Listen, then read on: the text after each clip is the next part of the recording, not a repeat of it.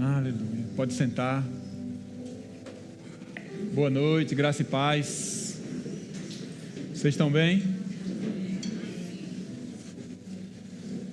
Meu nome é Edilberto Prado, conhecido como Pastor Beto, Professor Beto, Tio Beto. Do jeito que você chamar, eu atendo. Sou professor do Rema desde 2013, né, lá em Aracaju, Lagar, toda a nossa região aqui. E é um prazer estar aqui com vocês hoje à noite, numa aula demonstrativa do Rema. Né? Aqui é uma aula demonstrativa do Rema, para vocês terem uma ideia. A televisão não está querendo espelhar, mas tudo bem. Vai sem. Senão teria um slide aqui para vocês verem como é que funciona, tal. Mais um pouquinho. Melhorou? Melhorou? Tá bom? Estão escutando direitinho? A gente ajeita aqui, a gente vai ajeitando. É bom demais estar aqui com vocês. E sejam bem-vindos a uma aula Rema. Hoje é só um gostinho de quero mais, né, para vocês terem uma ideia como é que funciona lá no Rema, quais são os assuntos. Quer ver se consegue espelhar? Veja aqui. Veja lá com Túlio. Quando conseguir espelhar, você traz, por favor. De uma matéria chamada Escatologia. Quem sabe o que é escatologia? Levanta a mão aí, pode levantar a mão. Quem já sabe o que é escatologia, quem já fez o Rema sabe.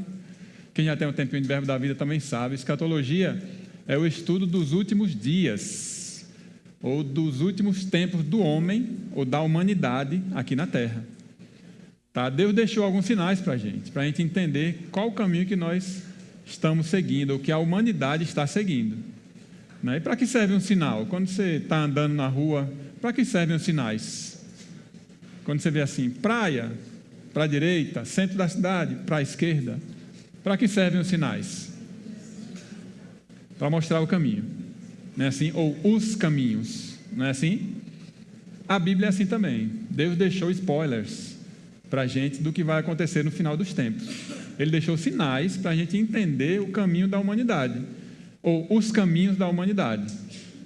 Só que isso também nos faz tomar a decisão. Quando você quer ir para a praia, você segue o sinal da praia. Quando você quer ir para o centro da cidade, você segue o sinal do centro da cidade. Não é assim? Então, a decisão sempre vai ser nossa, do que nós vamos fazer com os nossos caminhos. Deus só disse, caminho daqui ou caminho dali.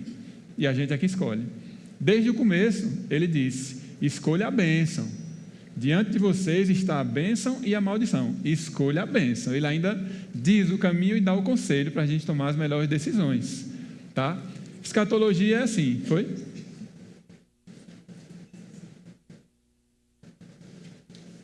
Pronto.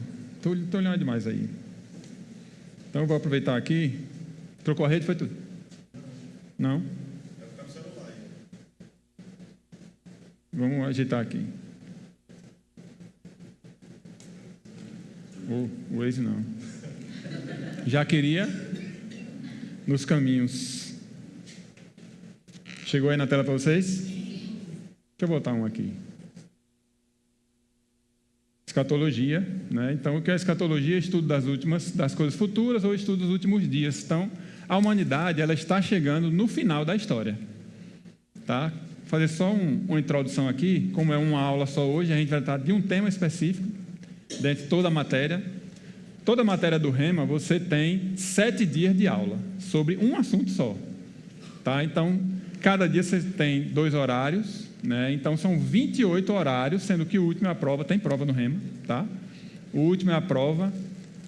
A gente sabe, quem já fez o Rema sabe, que a prova não é para reprovar você. A prova não tem o intuito de reprovar. A prova tem o intuito de você mostrar o que você aprendeu, tá? Mas tem sim uma prova e tem matérias. Cada matéria são 7 dias de aula. Dentro de 7 dias de aula, você tem um monte de assunto. Então, hoje a gente vai tratar de um assunto só, sobre esse tema dos últimos dias, tá? Mas é bom deixar bem claro que os últimos dias começaram lá na igreja primitiva. Quando o Espírito Santo desceu, lá em Pentecostes, Paulo fala que ali se cumpriu a profecia do profeta Joel, nos últimos dias receberão poder. Então, ali, há mais de 2000 anos atrás, começaram os últimos dias. Só para você ter uma ideia que nós já estamos realmente nos últimos dos últimos dias. Tá? O relógio de Deus está andando. Então a gente já vai se preparando aí que a gente já vai subir. Amém? Quem já ouviu falar de arrebatamento aqui? Quem já ouviu falar da segunda vinda de Jesus? Amém? Tudo isso já está para acontecer. A qualquer momento vai acontecer. Tá? Mas hoje a gente não vai tratar de muitos temas, até porque é uma aula só. Tá? Então, bem-vindo à sala de aula do Rema. Você agora está no Rema. E a gente vai entender algumas coisas sobre o que é o Rema. É uma palavra falada. O Rema significa a palavra falada. Tá? Você tem o Logos, que é a palavra lida, a palavra escrita, a palavra conhecida. É a Bíblia que você lê. E o Rema é quando ela é falada, quando ela fala ao seu coração. Tá? Quando a palavra se torna viva para você. Quem já leu a Bíblia sabe que em alguns momentos você está lendo alguma coisa. Eita, Deus falou comigo. É assim ou não é? Né? Quando Deus fala com você, quando aquela palavra pula, você, poxa, era exatamente o que eu estava precisando. Ou quando o pastor está pregando e ele fala alguma coisa, você, caramba, foi Deus que falou comigo. Essa é a palavra Rema. Tá? É a palavra que fica viva para a gente. Então o Rema ele tem esse poder. São 2 anos que você passa estudando aqui em Aracaju, segunda, quarta e sexta. Aqui em Aracaju não, né? Lá em Aracaju, segunda, quarta e sexta, tá? Você é alimentado e bombardeado com o conhecimento verdadeiro da palavra de Deus. E é essa palavra que salta na hora que a gente precisa. Porque são 2 anos recebendo. São 2 anos construindo uma estrutura em você, tá? Como é que funciona um pedreiro quando vai construir uma casa? Você sabe? Você já viu um pedreiro colocando alicerce? Ele começa pelo alicerce, não é assim? Depois ele levanta as paredes, né? Coloca lá o radier, levanta as paredes, depois ele faz o telhado. Mas isso tem uma ordem. Para quê? Quando é que você vai construir sua casa? Você vai começar no mês de junho? Você já viu um pedreiro? Rapaz, não começa agora no mês de junho, não. Ele já falou isso para você? Por quê? Porque chove. Não vai dar para ele fazer alicerce, cavar, botar cimento. Na hora que ele botar cimento, a água vem, tira tudo. Ele começa no verão, quando o sol está brilhando, quando está tudo bem. Aí ele faz o alicerce, levanta as paredes, bota o telhado, porque aí quando chegar a época da chuva, ele já está coberto, ele pode trabalhar dentro de casa. Não é assim? A palavra de Deus, ela tem que ser assim também na nossa vida. Quando está tudo bem, tudo maravilhoso, aí é que eu vou fazer meu alicerce. Aí é que eu vou construir minha estrutura. Porque quando vier o temporal, quando vier a chuva, eu já estou com meu alicerce pronto, com a minha estrutura pronta. A chuva não vai me abalar. É isso que o Rema faz nas nossas vidas. A gente coloca todo esse conteúdo para quando chegar o momento difícil, a gente já tem o alicerce pronto. Aí o Espírito Santo vem e levanta essa palavra dentro de nós. Porque o Espírito Santo veio para nos lembrar de todas as coisas que Jesus ensinou. É uma responsabilidade do Espírito Santo, é nos lembrar da verdade. Só que essa verdade precisa estar guardada. Ele tem que ter um material para poder lembrar. Se a gente não estudou a palavra, se a gente não leu, se a gente não meditou, se a gente não aprendeu, ele vai lembrar de quê? Se a gente não guardou nada dentro da gente. Amém? E aí quando vem esse momento difícil, que é a chuva ou o temporal, você já está abrigado, o seu alicerce está pronto, suas paredes estão feitinhas, você está debaixo do telhado. Você sente o temporal, você sabe que chegou, bateu o vento forte, bateu a chuva, mas você está firme ali. Por que eu estou começando a falar sobre isso? Eu passei algumas experiências desde o ano passado para cá, né, que eu nunca tinha passado na minha vida. Em setembro, a gente estava na reunião de planejamento da igreja, né, e eu recebi um telefonema de minha prima, dizendo, ei, eu preciso que você vá no cemitério comigo, porque um tio nosso tinha falecido. E ela precisava de um apoio lá no cemitério e tal. Por quê? Porque a mãe dela estava enterrada há 18 anos no jazigo da família, minha tia. E aí a gente ia ter que fazer a exumação do cadáver dela para meu tio poder ser enterrado naquele mesmo dia. E eu nunca tinha feito uma exumação de cadáver, né? E aí, vamos lá. Saí da reunião, fui com ela lá, vi onde estava o jazigo, abriu, estava totalmente destruído, só para vocês terem uma ideia. Tinha um pedaço do calcanhar da minha tia, um pedaço do joelho e um pedaço do fêmur, só. E os cabelinhos dela, estavam lá os cabelinhos dela ainda. Tudo que era natural, caixão, o resto do corpo dela todo tinha se desintegrado. E foi a primeira vez que eu assim, o que está acontecendo? Sou eu que estou mexendo muito? Está preso aqui? Tá bom? Vão dizendo aí. Então, quando eu vi aquilo, eu disse, caramba, nós não somos nada mesmo. Como a Bíblia diz, a vida do ser humano é um sopro, né? Mas, assim, a roupa dela estava toda intacta. Ela tinha um implante na boca, estava todo intacto. Anel, tudo que era artificial estava intacto. Só para vocês terem uma ideia como as coisas de Deus funcionam perfeitamente, né? E aí, fizemos a exumação, eu com minha prima lá e tal. De tarde teve o enterro do meu tio, né? Naquele mesmo jazigo lá. No dia 21 agora, meu pai partiu para o Senhor. Não tem 15 dias que meu pai partiu para o Senhor. Então, assim, do ano passado para cá, meu pai já vinha com Alzheimer, né? Tinha, desde 2019 que a gente cuida dele, eu e minha esposa, né? Veio pandemia, tudo, e a gente cuidou dos meus pais, da casa dele, e meu pai com esse quadro de Alzheimer que foi descendo a ladeira, foi descendo a ladeira, foi descendo a ladeira, né? E no dia 21, meu pai partiu para o Senhor. Então, assim, eu estudei muito sobre a morte, né? Durante esse tempo todo, li muito sobre a morte, muita coisa bíblica, logicamente, né? E aí, quando vem essa tempestade na nossa vida, né? E eu tive a honra de acompanhar meu pai até o último suspiro dele, até o último batimento cardíaco dele. Eu estava com ele na hora, estava lá no hospital, né? Então, acompanhei até o último momento e foi uma honra para mim, né? Disso. Mas aí vem o sofrimento, você chora, é seu pai, né? E tudo, tem todas essas coisas. É nesse momento que a palavra que está implantada em você, ela se levanta. O Espírito Santo vem e vai lembrando todas as coisas que você estudou. Todas as coisas, né? Eu vendo minha tia, depois eu vendo meu tio e agora, por último, meu pai. E aí a palavra se levanta com uma força que é impressionante. A saudade fica, lógico, né? Você tem saudade, você lembra muito, várias horas do dia você está lembrando das coisas. Alguns momentos você vai chorar, mas não tem desespero. Você já percebeu que enterro de crente não tem desespero? Você já viu isso? Enterro de quem não tem Jesus no coração, de quem não tem uma experiência com Deus, é uma gritaria, é um chororô, é um desespero, gente tomando remédio e tal. Enterro de crente tem choro, tem saudade, mas não tem desespero. Por quê? Porque a gente sabe para onde eles vão. Meu pai está com o Senhor. Amém? Minha tia está com o Senhor. Então, não tem desespero nesse momento. A gente chora porque a morte, ela não foi feita para o ser humano. Isso a gente fala mais na matéria lá, você vai aprender um pouquinho mais sobre isso lá. A Bíblia fala que a morte é o último inimigo a ser vencido por Jesus. Tá? Então, a morte, a Bíblia diz que é um inimigo. Percebeu? Então, a morte não é coisa boa. Aí, lá na matéria, quando você for lá para o Rema, você vai entender um pouquinho mais sobre a morte. Mas, eu vou falar um pouco mais sobre isso, sobre a morte, porque um dos assuntos de escatologia é justamente a situação dos mortos hoje. Como é que estão os mortos hoje? Tem gente que diz que eles estão dormindo, tem gente que diz que não, eles não estão dormindo. Sim, estão fazendo o quê? Estão no céu ouvindo o anjinho tocar harpa? Os anjinhos com os cabelos douradinhos, né? Tocando harpa o tempo todo, deitado na nuvem? Como é isso? O que é que eles estão fazendo hoje? O que é que acontece no céu? Né? Ou onde eles estão hoje? Onde estão os mortos hoje? Tá?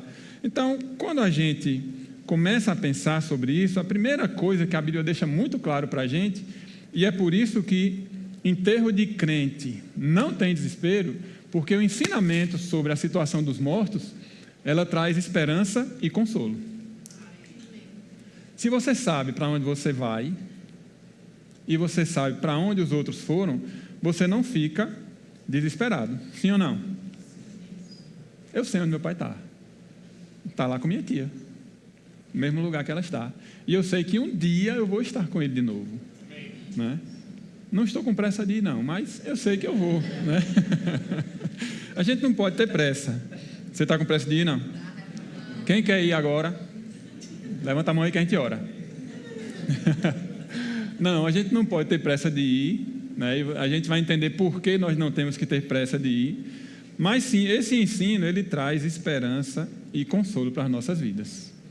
Tá? É bom entender os detalhes de onde os mortos estão, né? De onde você vai, o que é que você vai ficar fazendo se Jesus não voltar logo e você partir? O que é que você vai ficar fazendo da sua vida depois de morto? Tá? Então, a gente tem que entender que, primeira coisa, Deus não é um Deus de mortos, Deus é um Deus de vivos. Amém? Essa parte de consolo está lá em 1 Tessalonicenses 4:18. Abra lá em 1 Tessalonicenses 4:18. Ele fala sobre o arrebatamento, que os mortos ressuscitarão e nós subiremos junto com eles e tal, e tal, e tal. E no final ele fala assim: consolai-vos uns aos outros com essas palavras. Então é um ensino, o ensino dos últimos dias é um ensino também que traz consolo para a gente. Amém? Porque a gente não anda desesperado aqui na terra. Deus fala conosco, nos ensina. Então, quando o meu pai partiu, disse, caramba, meu pai partiu, chorei e tal, mas disse, caramba, vou encontrar com ele. E foi engraçado que só eu estava na hora, foi de madrugada, estava a médica e 2 enfermeiras. Né? E aí, quando ele partiu, tem aquele momento e tal, aí ela olhou para mim e disse, olha, realmente ele partiu. Você vê os aparelhos todos parando, né, naquele momento e tal. E a primeira coisa que eu fiz foi uma oração de agradecimento a Deus pela vida dele. Né? Quando eu comecei a orar, as 3 pararam assim, ficaram olhando para mim, e aí eu continuei orando lá, tipo, novidade isso aqui para mim, nunca vi isso aqui. Né? E deve ter tocado o coração delas de alguma maneira, né, essa atitude. Mas foi a primeira coisa que eu fiz, foi um agradecimento a Deus pela vida de meu pai e porque ele está com ele agora. Amém? Então, traz consolo esse ensino. Né? Não vai dar para falar tudo para você, mas a gente tem que entender que na ótica de Deus, meu pai está vivo. Na nossa ótica, ele partiu. Na ótica de Deus, está lá com ele. Por isso que lá em Lucas 20:38, Davi diz que Deus é Deus de vivos, Deus não é Deus de mortos. Né? Então, na ótica de Deus, ele já tinha visto meu pai antes do nascimento, acompanhou durante a vida dele aqui na terra, e quando ele partiu, Deus faz, ok, subiu, pronto, tá, continua vivo para mim. Né? A gente não consegue discernir, nem ter 100% da paz por causa da saudade. Né? Poxa, queria que ele estivesse aqui, estivesse bem, para a gente brincar, jogar uma bola, tal e tal, mas ele sabe que vai chegar a hora, né, de todos nós. Mas para Deus, não, ele está vivo. Né? Deus não, eita, morreu, vou chorar. Não, Deus não age assim. Está lá com ele, né? Piscazinho de olho, pronto, já foi. Já está lá com ele. Então é bom a gente entender, talvez você tenha perdido algum ente querido, uma avó, um tio, um amigo, tal. Deus é Deus de vivos. Amém? E o coração dele está em você. O coração do Pai ele já colocou na gente. Então a gente tem que ficar consolado com essas palavras. Amém? Mas quando a gente vai mais para frente um pouquinho, espera aí. Tá? A gente tem que entender o que é eternidade. Tá? O que é eternidade para você? Eu já falei aqui da outra vez, vou só dar uma repaginada aqui. Tá? 1000 anos é uma eternidade? É uma eternidade? Parece, né? Matusalém viveu 900 e tantos anos. 1000 anos é uma eternidade. Não, não é uma eternidade, porque tem fim. 1 milhão de anos é uma eternidade? 1 trilhão de anos é uma eternidade? Não, uma eternidade é uma eternidade, tá? Uma eternidade, ela não tem fim. Ela começa num ponto e depois ela vai, e não termina, porque é eterna, tá? É lógico que Deus, ele é... A Bíblia fala que ele é sempiterno. O que é sempiterno? Ele é eterno sempre. Tá? Nós somos eternos a partir de algum momento que nós somos criados. Você entende? Não é isso? Para a gente, a eternidade ela tem um início, que é aquele pontozinho ali, e não vai ter fim. Para Deus, não, ele já estava. Deus é sempre eterno. Ok? Só ele é desse jeito e a gente não vai ser. Mas a nossa vida é aquele pontozinho. 100 anos, 90 anos, meu pai viveu 85 anos, e a eternidade é esse traço que não tem fim. Qual é a diferença? É que esse traço que não tem fim, ele é definido aqui, nos 80 anos que a gente vai viver, 90, 100, 120 anos. Então é aqui que a gente define onde a gente vai passar toda a nossa eternidade. É necessário ter essa consciência. As minhas decisões vão definir a minha eternidade. E se eu quero passar a eternidade bem, eu tenho que tomar decisões para garantir que minha eternidade está boa. Então, se eu quero viver 90 anos, eu tenho que começar hoje a chegar lá bem. As minhas decisões de hoje vão me levar aos 70 anos, ou não vão me levar, né, aos 70 anos, aos 80 anos, aos 90 anos, aos 100 anos. Então, o conceito que você tem, a sua concepção de eternidade, vai mudar o seu presente. Percebeu? Como é que você quer passar a sua eternidade? Como é que você quer viver depois de 70 anos, depois de 60 anos, depois de 90 anos. Comece hoje. A Bíblia fala lá em 1 Tessalonicenses 5:23 que nós temos que manter o nosso espírito, alma e corpo íntegros e irrepreensíveis. Isso fala como você está planejando viver a sua vida aqui na terra e, consequentemente, toda a eternidade. Amém? Comece hoje. Não acho que está tarde para você não, tá? Mas aí, quando a gente vê isso, a gente entende que a morte não é o fim. A morte é a porta de entrada para a eternidade. Ok? A sua vida não acaba aqui, a nossa vida não acaba aqui. Quando a gente morre, a gente só mudou de fase, mudou de estação, mudou de dimensão. Mas a gente não falece, a gente não para de viver. Nós somos eternos. Todo ser humano é eterno, você tem um espírito eterno. Amém? Você ficou feliz com essa notícia? Que você é eterno ou não? Não sei se você ficou feliz, não. Abra aí a sua Bíblia em Lucas 16, por favor.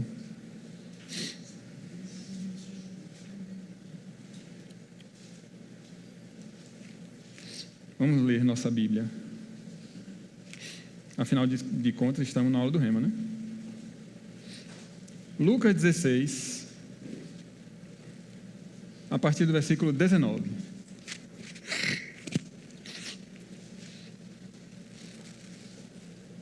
Chegou? O que é que tem escrito na sua Bíblia aí? O rico e Lázaro. Algumas Bíblias podem ter assim, a parábola do rico e Lázaro. Tem assim? Algumas? Ou o rico e o mendigo. Isso aqui não é uma parábola, tá? Isso aqui Jesus contou como é que funciona o mundo espiritual. Por que não é uma parábola? Porque toda parábola de Jesus Cristo, ele usa um princípio natural, falava de colheita, falava de plantação, da semeadura, para explicar um princípio espiritual. Ok? Aqui não, ele está usando o mundo espiritual para explicar como é que funciona. Então não tem nada natural aqui, tá? Em nenhuma parábola de Jesus você vai ver Jesus falando nomes de personagens. Não, ele fala: o semeador saiu a semear, um homem construiu uma casa, parábolas. Aqui não, ele fala o nome do mendigo, que é Lázaro, ok? E fala de Abraão também. Então são seres reais.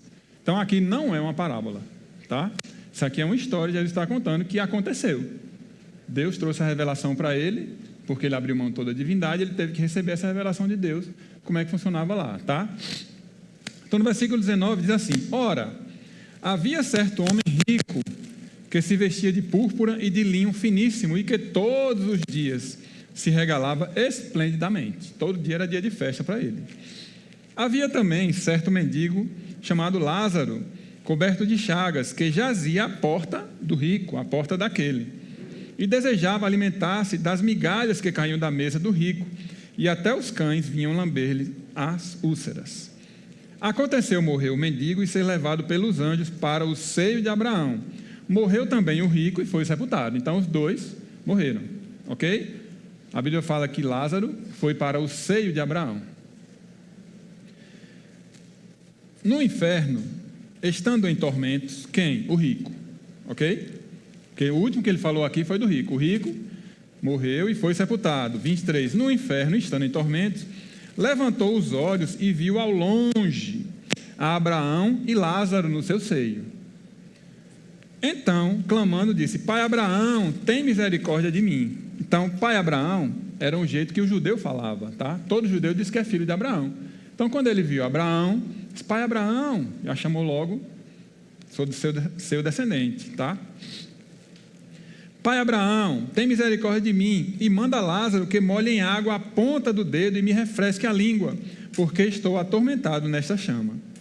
Disse, porém, Abraão: Filho, lembra-te de que receberes os teus bens em tua vida, e Lázaro igualmente os males. Agora, porém, aqui ele está consolado, tu em tormentos. E além de tudo, está posto um grande abismo entre nós, de um lado, e vós. Veja que ele falou nós. Podia ser ele e Lázaro somente, tá? Mas quando ele fala vós, não estava só o rico lá. Tinha mais outras pessoas com ele, tá? De sorte que os que querem passar daqui para vós outros, não podem, nem os de lá passar para nós. Então replicou: Pai, eu lhe imploro que o mandes à minha casa paterna, porque tenho 5 irmãos, para que lhes dê testemunho, a fim de não virem também para este lugar de tormento. Respondeu Abraão: eles têm Moisés e os profetas, ouçam-nos. Mas ele insistiu: não, pai Abraão, se alguém dentre os mortos for ter com eles, arrepender-se-ão. Abraão, porém, lhe respondeu: se não ouvem a Moisés e aos profetas, tampouco se deixarão persuadir, ainda que ressuscite alguém dentre os mortos. Tá? Então, Lázaro foi para o seio de Abraão. Tá? Não existe um lugar chamado seio de Abraão, Avenida Seio de Abraão. Não, não é assim. Tá? Ele estava nos braços de Abraão, num lugar de consolo. Estava sendo consolado por Abraão. Tá? Do outro lado, a Bíblia fala do inferno. Ok? Que é chama, e ele estava sofrendo lá, pedindo para Lázaro tocar um pouquinho de água na língua dele. Imagine que situação difícil que ele estava. Tá? Então, aqui mostra que nós não estaremos dormindo quando partirmos daqui. Não é muito pelo contrário, estava rolando uma conversa lá, né? Abraão conversando com o rico de um lado, o outro do outro, ok? Então ninguém está dormindo quando parte daqui, tá? A gente faz alguma coisa acontece quando nós partirmos daqui. E ninguém perde as lembranças também, tá? Então, o seu espírito, ele não vai sozinho, ele leva a alma junto. O que fica aqui é só o corpo, né? Tanto que na Igreja Católica eles fazem a missa de corpo presente, porque o ser humano já foi, tá? Então, a alma vai, a gente não esquece das coisas daqui, tá? Você vai lembrar, viu que ele lembrou que tinha irmãos, tenho 5 irmãos, mande lá para a casa do meu pai e tal. Então, a gente não esquece das coisas daqui, tá? O que Deus vai tirar de nós é o choro e a dor. Está escrito lá, ele vai tirar todo o choro e toda a dor. Então, como é que vai ser isso? Não sei. Quando chegar lá, a gente vai descobrir como é, tá? Mas vocês entenderam como é que funciona? Porém, tem uma chave aqui que é muito bacana. Deixa eu mostrar para vocês. Está aqui. Tá? Então, como é? Aqui é o inferno, aqui é o lugar dos justos, aqui é o lugar dos injustos. Tá? Então, Lázaro estava aqui no lugar dos justos. E o rico estava aqui no lugar dos injustos. E tinha um grande abismo entre eles que impediam que ir do lado e outro para o outro. Ou seja, a decisão foi tomada aqui na terra. Tanto de Lázaro quanto do rico. E depois da vida não tem outra chance. Amém? Garanta a sua eternidade aqui na terra.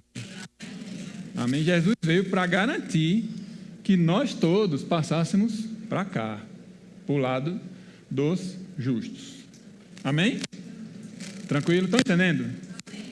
O mundo espiritual, ele é muito mais real. Eu falei isso da outra vez aqui também.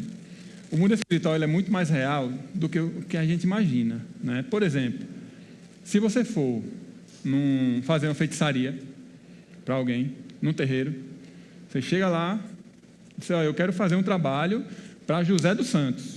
O cara vai dizer: beleza, traga um bode, traga uma galinha, não sei o que a gente vai fazer aqui, uma farinha, né? Faz o serviço lá, e aí encomendou, o cara matou lá a galinha, fez o serviço tal. José dos Santos teve alguma coisa com ele. Não é assim? Funciona ou não funciona isso?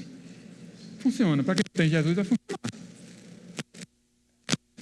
Ok? Você sabe, não tenha medo, tá? Você está do lado bom da força. Amém? Mas funciona ou não funciona? Funciona. Agora, quantos José dos Santos tem no Brasil para o cão saber que era aquele José dos Santos para ir acertar lá? É ou não é?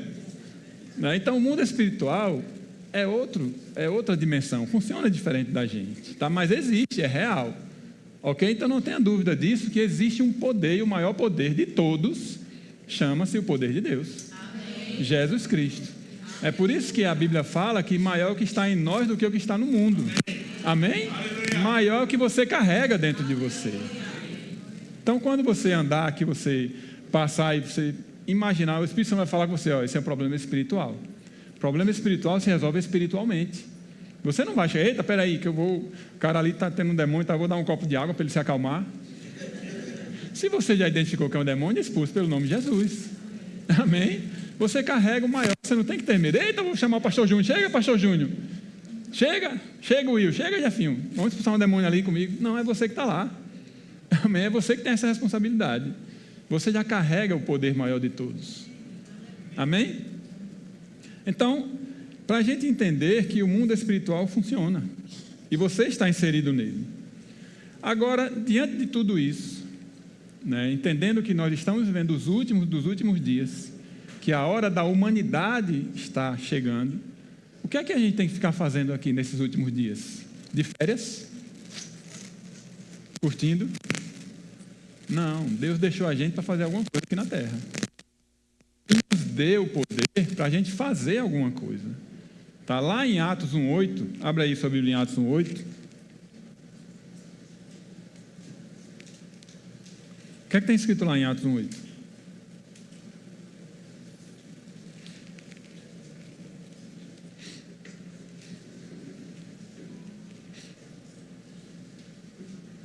Vou ler para vocês. Mas recebereis poder. Pronto, podia parar aqui. Recebereis poder. Ok? Ao descer sobre vós o Espírito Santo, e sereis minhas testemunhas. Jesus está dizendo, você vai ser minha testemunha, mas antes eu vou lhe dar o poder. Amém? Tanto em Jerusalém, como em toda a Judéia e Samaria, e até aos confins da terra. Tá? Então, o poder é necessário para ser testemunha. Senão, ele não tinha dado para a gente. Ele ia só dizer, sereis minhas testemunhas e vá. Não, você vai receber poder e então você será minha testemunha. Tá? Então, você já carrega o poder quando você é batizado no Espírito Santo. Primeiro, quando você aceita Jesus, você já recebe esse poder. Você já tem o nome de Jesus. Quando você é batizado no Espírito Santo, você entra em outro nível de poder. Amém. Ok? Amém? Quem assistia Popeye sabe quando ele batia o espinafre, o bicho virava. É mais ou menos isso o batismo do Espírito Santo. Amém? Você vai receber um poder extra, né? Um olho Thunder, um Thundercats aí, qualquer coisa que você assista aí, um Hadouken, qualquer coisa você vai receber com o batismo do Espírito Santo, para ser testemunha. Tá? E aí as pessoas, eu sou missionário, eu quero ir para a Europa, eu sou missionário, eu quero ir para a África, eu sou missionário, eu quero ir para não sei aonde. Tudo certo. Se Deus lhe chamou, vá. Amém? Agora, na ótica de Jesus, quando Jesus falou isso aqui, ele estava dizendo assim, Jesus estava onde? Diga, em Jerusalém. Em Jerusalém. Naquele momento que ele falou isso aqui, ele estava em Jerusalém, tá? Então, assim, recebereis poder ao descer sobre vós o Espírito Santo e sereis minhas testemunhas, tanto em Jerusalém, onde eu estou, Jesus falando, tá? Tanto em Jerusalém, como em toda a Judéia, ou seja, no país ali, tá? Em Samaria, que era o país vizinho, e até aos confins da terra. Na ótica de Jesus, estância aos confins da terra. É ou não é? Ele estava lá em Jerusalém, olha, Samaria e tal, e até estância. E até Aracaju. Tá? Então você não precisa. Eu sou missionário, tenho um chamado para a África. Só vou ser missionário quando chegar na África. Eu tenho um chamado para a Inglaterra. Só vou ser missionário, só vou atuar quando eu estiver na Inglaterra. Não. Aqui você já pode atuar. Amém? Você já está nos confins da terra. Amém? Então, o que é que a gente tem que fazer até lá? Salvar vidas. Nós temos que salvar vidas. Nós temos que expandir o reino de Deus aqui na terra. Você já carrega o poder para isso. Amém? É o que nós temos que fazer durante esse tempo todo. Como é que eu faço isso? No meu dia a dia. Tem lugar que o seu pastor não vai estar. Seus pastores não vão estar. Tem lugar que não vai ter o grupo de louvor lá cantando para você. Ei, pessoal, vem aqui louvar comigo e tal. É ou não é? No seu trabalho, vai ter lá o seu pastor lá toda hora, um diácono, algum líder para você chamar? Não, é você mesmo que está lá. Deus colocou você lá. Na sua escola. Amém? Você sabe disso? Na sua vizinhança. Na sua casa. Na sua família tem alguém precisando de Jesus. Com certeza tem. Tem alguém precisando que você mostre Jesus para ela. É você que está lá, a responsabilidade é sua. O que é que nós temos que fazer durante esse tempo? Você já tem a eternidade garantida? Sim ou não? Eita, agora eu fiquei em dúvida. Você tinha que responder rápido já. Vou perguntar de novo. Você já tem a eternidade garantida? Sim. Se você morrer hoje, você sabe para onde vai? Sim. Sabe, né? Amém. Você já recebeu o poder de Deus? Sim. Amém? Você já tem essa consciência que você tem que expandir o reino de Deus aqui na terra? Então você tem que andar na expectativa. Quando a gente acorda, eu tenho que dizer: o que é que eu vou fazer para Deus hoje? Deus, me mostre. Deus, quem é que eu vou ganhar para você hoje? Você sabe que nós recebemos o sobrenatural, recebereis poder. Então a gente tem que andar no sobrenatural aqui na terra. O sobrenatural para a gente tem que ser normal. Você impor as mãos sobre o enfermo tem que ser normal. Se ele vai ser curado ou não, a Bíblia diz que ele vai ser curado. Pronto, acabou-se. A minha responsabilidade não é curar, é Deus. Foi Ele que disse: impõe as mãos sobre os enfermos e ele vai ser curado. Eu chego lá, posso orar por você? Pode. Olha, Senhor, sua palavra diz que se impor as mãos vai ser curado. Estou impondo as mãos aqui, o resto é contigo. Receba em nome de Jesus. Pronto. Amém? Não é nossa responsabilidade curar, nossa responsabilidade é crer e impor as mãos. Amém? Você está aqui andando, aí vem um amigo seu, todo cabisbaixo, todo triste, aí você: e aí, meu irmão, estou vendo você cabisbaixo, a Espírito Santo já mostrou para você alguma coisa, você já percebeu. Não, é porque eu briguei com a minha esposa, ou briguei com meu pai. Você vem aqui, você sabe o que a Bíblia diz sobre isso? Olha, ministrou para ele. É porque a gente acha que o sobrenatural ele tem que ser espetacular. O sobrenatural não precisa ser espetacular, ele precisa ser sobrenatural. Você dá um abraço e uma pessoa ficar feliz por causa de um abraço, você receber com um sorriso, você mostrar, você dar uma comida para alguém que está com fome.